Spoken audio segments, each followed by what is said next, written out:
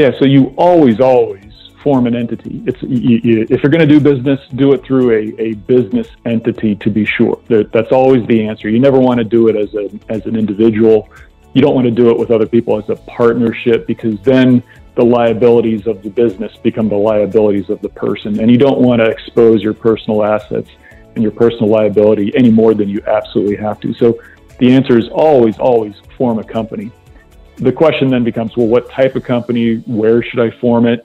If you Google this, you're going to get a lot of answers that are inappropriate. You may guess correctly and end up at the right answer, but very often it's always more nuanced. There's a reason why people like me are employed, and it's because these things are a little bit more challenging, and it's hard to do self-help here and get it correct. Instead, what I try to do is I do a risk assessment, do some advice with my clients, try to get from them what their significant needs and concerns are, and then give them the pros and cons about direction to go. So a conversation I would have with an entrepreneur or a group of entrepreneurs about what they want to do, we would get quickly into, well, what type of entity makes the most sense. And if this is a company that's going to be doing their own thing, maybe getting their own financing, self-funding, for example, you'd probably really want to think a lot about forming a limited liability company as opposed to a corporation.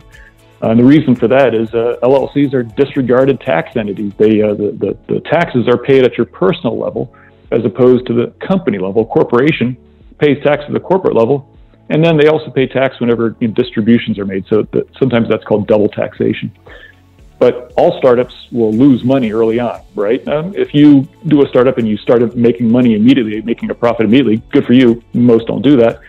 And so the losses that you can take advantage of as a member of an LLC, that applies to your personal tax level. Whereas with a corporation, those losses just get carried forward at the entity level until the company actually makes a profit. So, if somebody says, Alex, well, we have to get venture capital financing, we have to get lots of money right away, that's when you actually might want to think about a Delaware C corporation.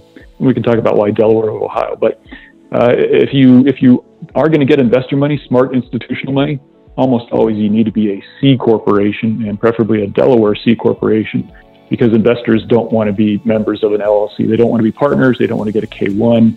They want the ability to reinvest some of their proceeds, and that only happens really with a Delaware or any type of C corporation.